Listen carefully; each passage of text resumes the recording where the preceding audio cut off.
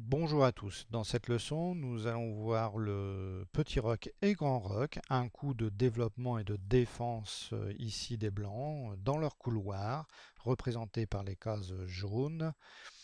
Première rangée, il faut savoir que les périphéries de l'échiquier représentent des couloirs. Ici la colonne A, la huitième rangée pour les noirs, et ici la colonne H. Nous allons donc voir ce déplacement un petit peu particulier qui autorise le roi à se déplacer de deux cases, un mouvement pas commun puisque d'habitude il se déplace d'une case. Soit par sa droite venant en G1, soit par sa gauche venant en C1.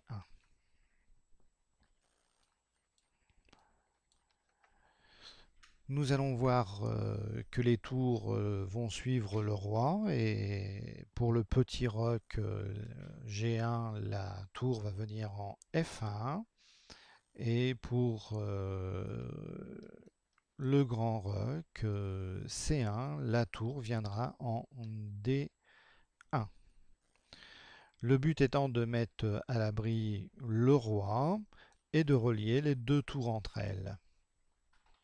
C'est un coup du roi, donc il faut penser à commencer par le roi et non pas par la tour. Si vous commencez par la tour, votre adversaire pourrait vous demander à jouer un coup de tour au lieu de jouer votre roc et vous seriez bien embêté. Donc pensez bien à prendre en premier votre roi, le déplacer et une fois qu'il est arrivé sur sa case, prendre votre tour et la déplacer. Donc nous prenons l'exemple du petit roc, je le déplace vers la droite, F1, G1 et la tour va venir se mettre en F1. Jouant un rôle de défense, les pions ont un rôle de protection du roi, empêchant toute attaque des noirs. Nous allons revenir au diagramme initial pour voir le déplacement du grand roc. D1, C1, la tour A va venir se placer en D1, en protection de son roi, et contrôlant ainsi la colonne D. Et si toutefois nous avons une pièce mineure en D8 ou un roi, eh bien nous faisons un coup de développement et une attaque au roi avec un échec qu'il sera obligé de parer et ça lui fera perdre un temps. Voilà pour ce qui est du grand roc et petit roc. Nous pouvons constater que là les tours sont reliées ensemble et qu'elles prennent beaucoup plus de force que si elles étaient coincées dans un coin.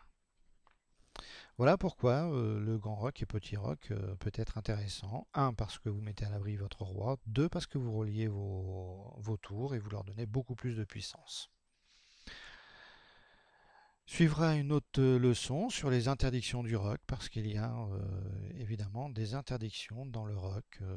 Nous verrons tout cela en vidéo. J'espère que déjà cette notion de petit roc et grand roc vous auront plu. Petit roc, grand roc, et que dans l'avenir, vous viendrez à faire ce genre de coups pour bien mettre à l'abri votre roi. Voilà, je vous souhaite bon jeu à tous et vous dis à bientôt. Au revoir.